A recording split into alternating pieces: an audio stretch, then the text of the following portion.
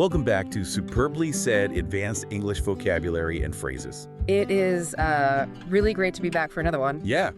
So, have you ever, walked into a meeting with this totally flawless plan, only to just watch it instantly get derailed by some sort of unspoken office rivalry? Oh, definitely. I mean, we've all been there, right? Right. And the English language actually has a very specific set of hidden codes, I guess you could call them, to describe exactly what just happened in those moments. Yeah, these are the figurative phrases that native speakers use all the time. Exactly.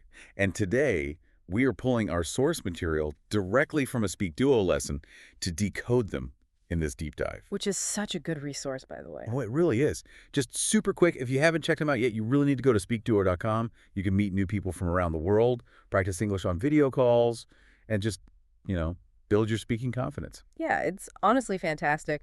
But we are jumping straight into the material today. Right into it. Yeah, no fluff, no long-winded introductions about why we chose these specific idioms. Other than to say this, they are absolutely essential for advanced English learners. Really are. If you want to truly grasp the subtext of a professional conversation, you just need to know these. Right, because navigating a high-level professional environment, whether that's, a corporate boardroom or a tense academic defense, it isn't just about the literal words you say. No, not at all. It's about the emotional undercurrents, which actually brings us to our first set of phrases. Right, the expectations category. Yeah, these are all about expectations and that sudden visceral feeling of panic when things suddenly get real. So the first phrase from the lesson is pinning your hopes on.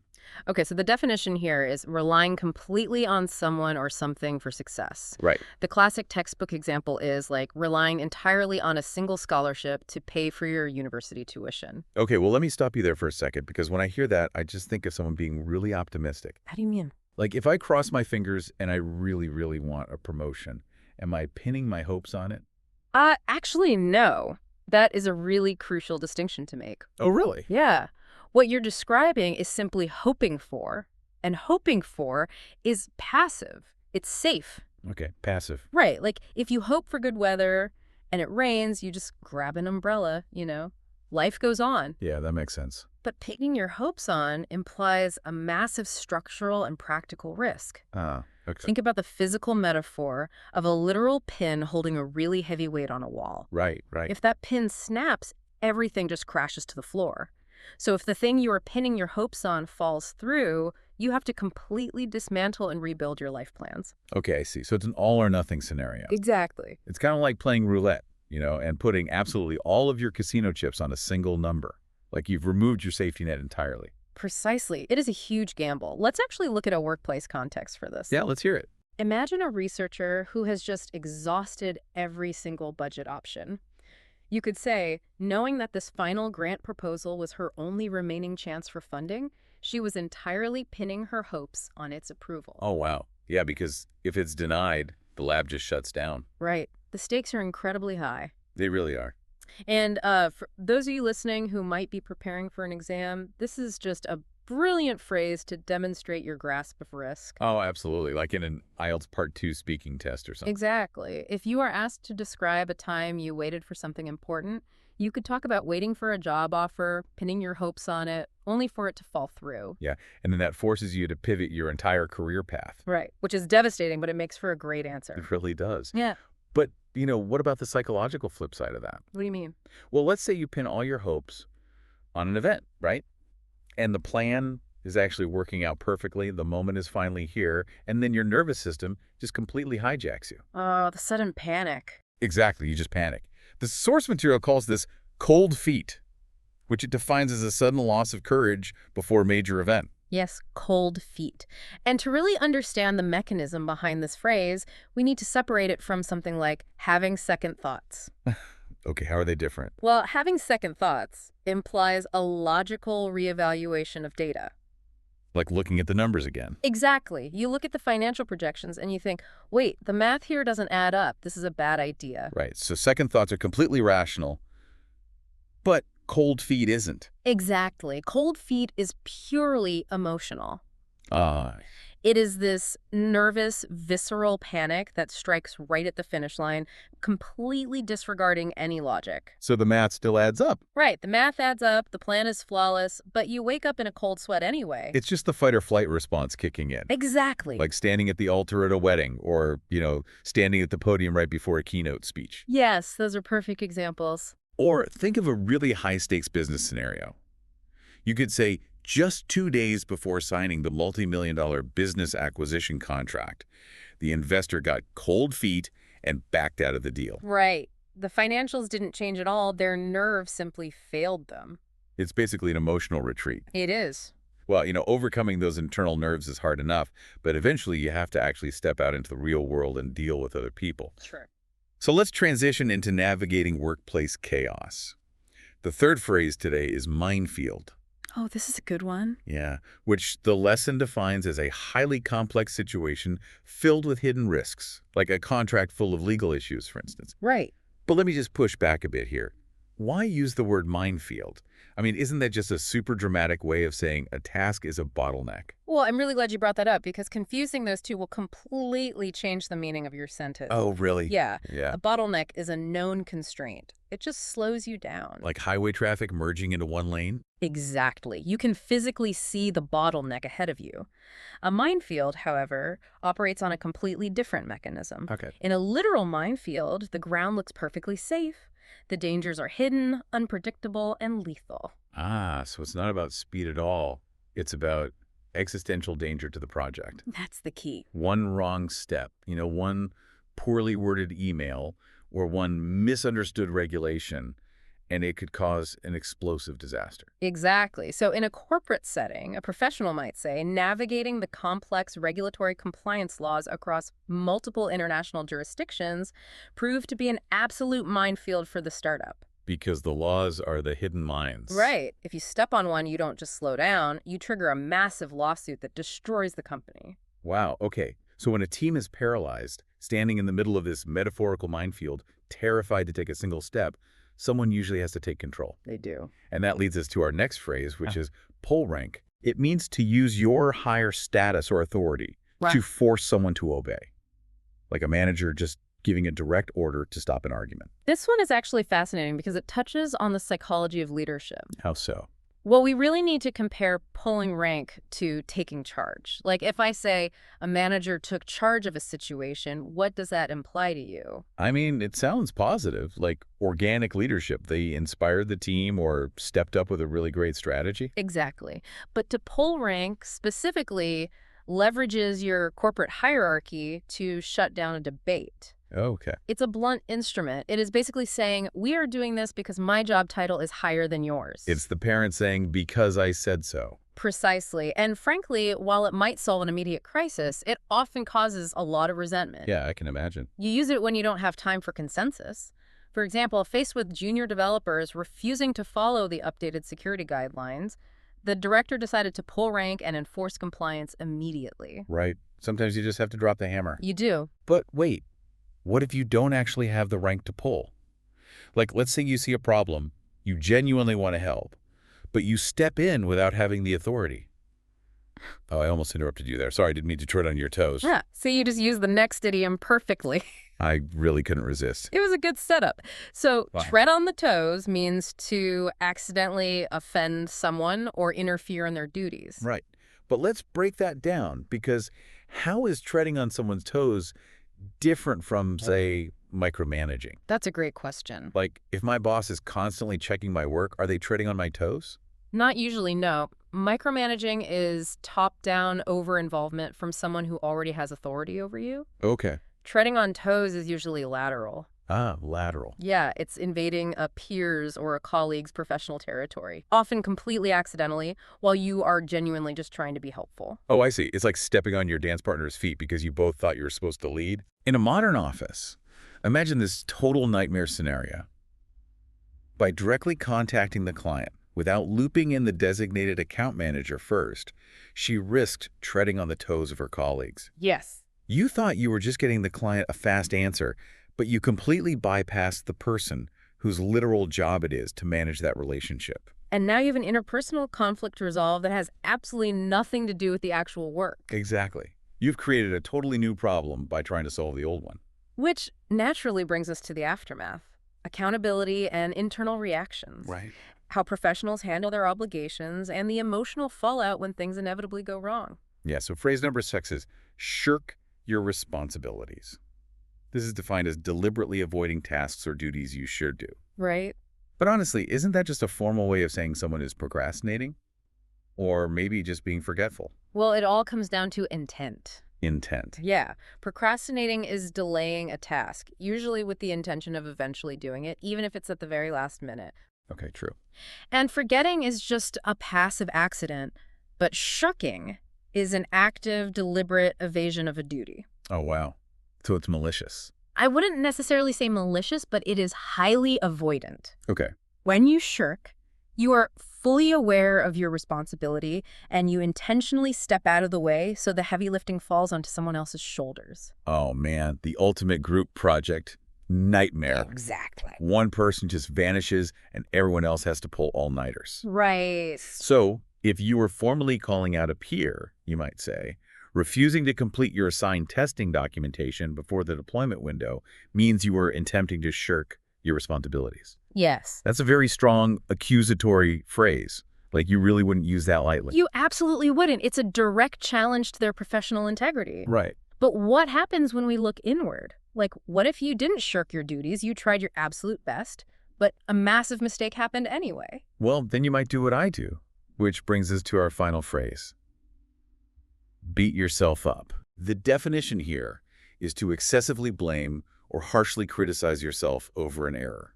And the psychological contrast to draw here is with taking accountability. Okay, how so?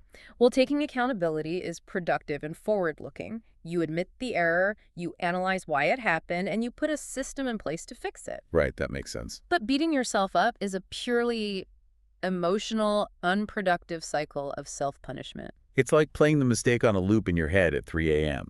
Exactly. It doesn't fix the problem at all. It just damages your self-esteem. We see this all the time with high achievers. No, definitely. For example, even though the server outage was caused by a sudden hardware failure beyond his control, he continued to beat himself up over the downtime. Right. He literally couldn't have stopped it, but he's still punishing himself. It's tough. It really is. It's an internal emotional minefield. Well, we have unpacked some incredibly nuanced, high-level vocabulary today. We really have. We've looked at the psychology behind the words, and now it is time for a pop quiz. We want you, the listener, to test your grasp of the figurative nuances we just learned. So the rules for this quiz are really simple.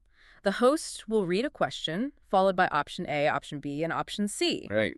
And the relevant idiom will be repeated frequently within the question to remind you what you were listening for. Exactly.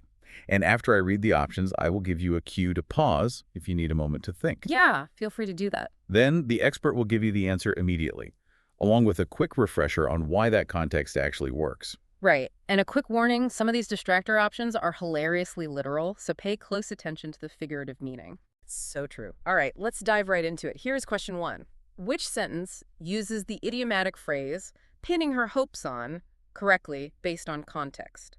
Is it option A? The professional sewing apparel garment manufacturing technician was instructed to check pinning her hopes on during the clothing construction shift. Option B, the deeply frustrated young retail clerk aggressively managed to completely drop a white line. Or option C, knowing that this final grant proposal was her only remaining chance for funding, she was entirely pinning her hopes on its approval. So take a second to pause the playback right here if you need to think it over. All right, the correct answer is option C.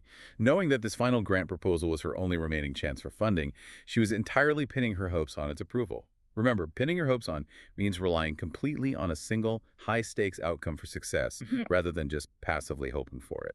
And obviously, it has absolutely nothing to do with a literal sewing technician checking pins. Right? I love that option. Okay, moving on to question 2. Select the context where the phrase pull rank is most appropriately used figuratively. Is it option A?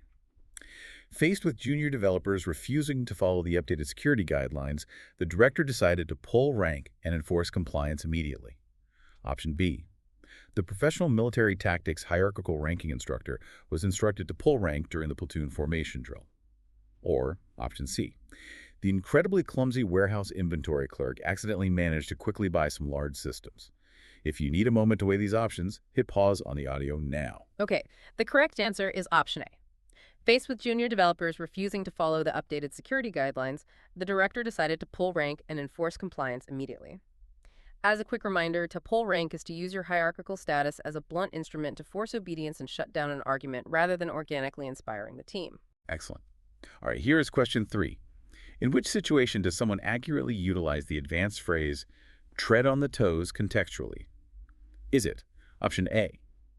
The professional podiatry and foot care medical specialist was instructed to check tread on the toes during the skeletal exam. Option B. By directly contacting the client without looping in the designated account manager first, she risked treading on the toes of her colleagues. Or option C. The completely terrified young wilderness traveler unexpectedly noticed an exceptionally massive, heavy tool chest. Feel free to pause the recording right here if you want to test yourself. And the correct answer is option B. By directly contacting the client without looping in the designated account manager first, she risked treading on the toes of her colleagues. Keep in mind, to tread on the toes means accidentally interfering in a colleague's lateral professional territory, which, is very different from top-down micromanaging. Right, and I just love how option A tried to make it about a literal foot doctor. I know, right? Okay, question 4. Which response best demonstrates the advanced phrase cold feet figuratively? Is it option A? Just 2 days before signing the multi-million-dollar business acquisition contract, the investor got cold feet and backed out of the deal. Option B. The professional cryogenics low-temperature laboratory researcher was instructed to check cold feet during the frostbite simulation test. Or option C. The incredibly clumsy warehouse inventory clerk accidentally managed to quickly catch that white balance. Go ahead and pause the audio right now if you need a little more time. All right, the correct answer is option A. Just 2 days before signing the multi-million-dollar business acquisition contract, the investor got cold feet and backed out of the deal. Remember that getting cold feet is a sudden, visceral, emotional loss of courage right before a major event, rather than logically having second thoughts based on facts. Spot on. Question 5 is next. How would a professional accurately use the term minefield contextually? Is it option A? The professional military engineering combat explosive clearance technician was instructed to clear a minefield during the field exercise. Option B. The completely confused amateur theater group unexpectedly decided to proudly paint a clean frame. Or option C. Navigating the complex regulatory compliance laws across multiple international jurisdictions proved to be an absolute minefield for the startup. Hit pause if you want to deliberate on this one. The correct answer is option C. Navigating the complex regulatory compliance laws across multiple international jurisdictions proved to be an absolute minefield for the startup. Remember, a metaphorical minefield represents a highly complex situation filled with hidden explosive risks, which makes it much more dangerous than a simple, visible bottleneck. We're almost there. Question 6. Which scenario perfectly illustrates the meaning of the phrase, beat yourself up, contextually? Is it option A? The professional boxing sports martial arts instructor was instructed not to beat yourself up during the heavyweight sparring match. Option B. Even though the server outage was caused by a sudden hardware failure beyond his control, he continued to beat himself up over the downtime. Or option C. The incredibly clumsy hotel maintenance worker accidentally managed to completely drop that red tray. Take a moment and pause the playback if you're still deciding. Okay, the correct answer is option B. Even though the server outage was caused by a sudden hardware failure beyond his control, he continued to beat himself up over the downtime. As a reminder, to beat yourself up is an unproductive cycle of harsh self-punishment over an error, which is very different from constructively taking accountability to fix a problem. Yeah, that's such an important distinction. And finally, question 7. Which sentence accurately utilizes the advanced phrase, shirk your responsibilities contextually? Is it option A? Refusing to complete your assigned testing documentation before the deployment window means you are attempting to shirk your responsibilities. Option B. The professional office cleaning janitorial maintenance worker was instructed to shirk your responsibilities during the facility dusting shift. Or option C. The deeply confused young kitchen assistant accidentally managed to quickly slice a fresh piece of, well, that one just cuts off there. Feel free to pause right here before we reveal the final answer. The correct answer is option A. Refusing to complete your assigned testing documentation before the deployment window means you are attempting to shirk your responsibilities.